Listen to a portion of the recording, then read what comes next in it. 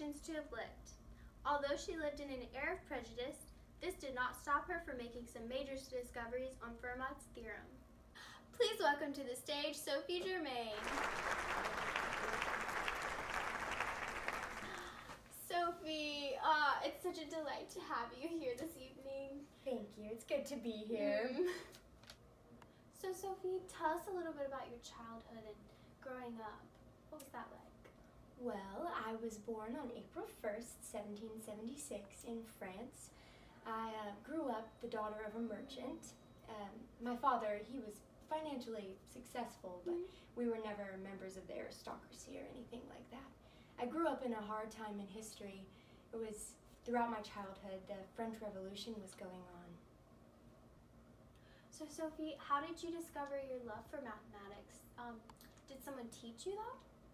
Well, actually, I grew up again in this time where young ladies were highly discouraged to pursue anything knowledgeable deeply like mathematics or science. They were only supposed to know enough just to carry on a conversation if it came up at dinner or something like that. But I had a curious mind, and my father was a mathematician, and he had a great library full of books on math and all sorts of subjects. And one day I stumbled upon this book, Montucla's The History of Mathematics. And within the pages of that book were so much complicated math that I had never seen before in my life. There was one particular story about Archimedes. Back in the ancient times, he spent his life studying deep mathematics. But what was particularly interesting to me was the way that he died.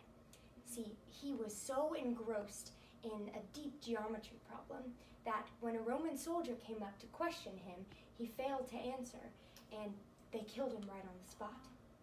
And I thought to myself, well, if a geometry problem could so beautifully captivate him that it would cost him his life, then mathematics must be the most wonderful, amazing thing somebody could spend their life studying.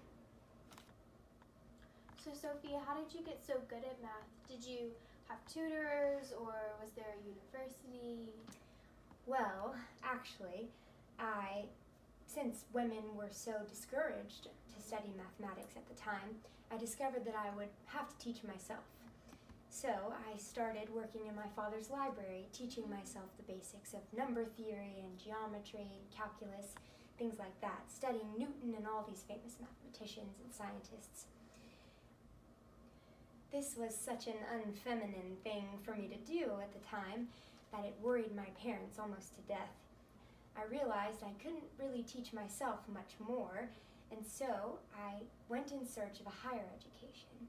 About this time, in Paris in 1794, the Polytechnic University opened, which was an incredible university, a place for mathematicians to study like me. However, the institution was reserved only for men.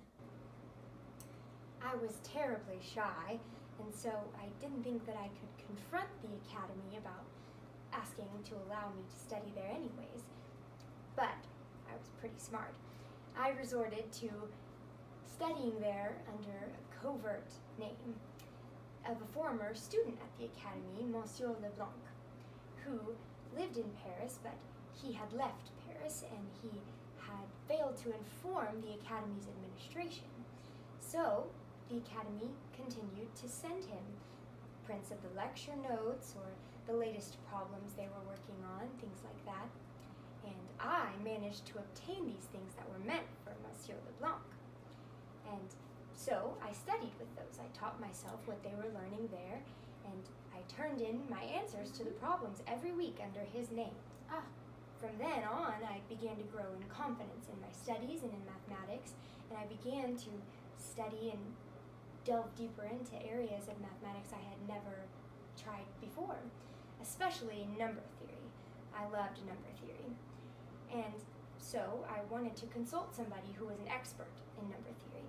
So I heard about this German mathematician, Carl Friedrich Gauss, and I began to write him letters asking him his opinion on the work I was doing in the area of number theory. So what did your letters to Gauss contain? Like, what did you learn from corresponding with him? Well, as I said, I was beginning to love number theory and discover more and more about it. And so about this time, I heard about Fermat's last theorem.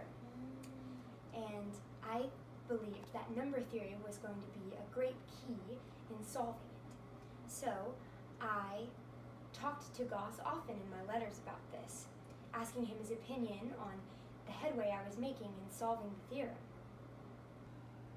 So did Gauss ever come to discover your true identity? Yes. Well, we had become quite good friends at this time.